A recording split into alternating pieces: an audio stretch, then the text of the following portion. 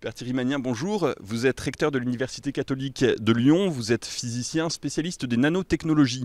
Vous êtes intervenu ce matin face aux évêques français sur le thème des enjeux éthiques des technosciences dans le cadre de leur assemblée plénière à Lourdes. Qu'êtes-vous venu leur dire ?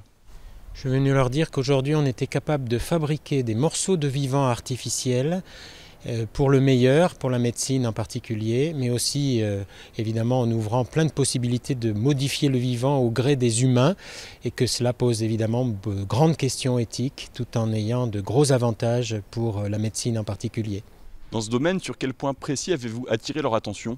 Je vais attirer leur attention sur qu'aujourd'hui le biologiste lui-même, s'il veut vraiment rendre performant le corps humain sous l'angle biologique, doit tenir compte du psychisme.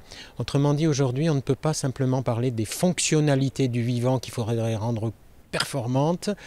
L'homme augmenté, comme on dit, le surhomme, ça ne suffit pas. Il faut un équilibre entre corporel et psychique et que le biologiste commence à le découvrir à travers sa propre discipline. Est-ce que vous avez un exemple concret ?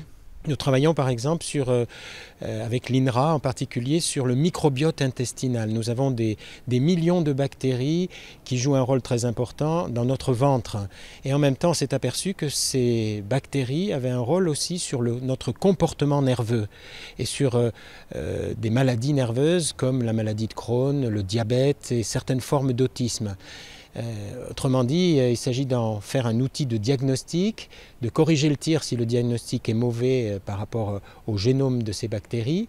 Mais vous voyez les grandes questions parce qu'on va modifier le génome de bactéries qui ont une influence non seulement sur notre biologie, mais sur notre comportement psychique et notre comportement nerveux. C'est un bel exemple d'interface biologie-psychisme. Où est la performance et respecter l'humain là-dedans, qu'est-ce que ça veut dire? Grosse question d'éthique passionnante. En quoi ces questions concernent les évêques ? Les évêques, évidemment, travaillent la bioéthique depuis très longtemps. Alors les grandes questions d'embryons, de cellules souches, de PMA, bien sûr. Mais fabriquer du vivant artificiel, modifier le vivant, et en particulier quand c'est de l'humain, comment on le respecte ?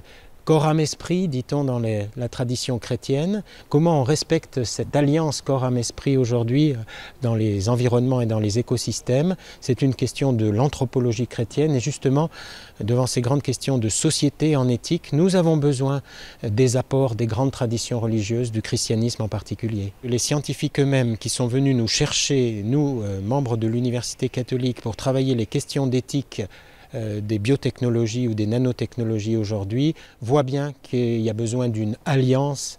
On sort progressivement des oppositions pour entrer dans une alliance. Qu'est-ce que chacun peut apporter à partir du respect de la vie qui est propre à chacune des traditions?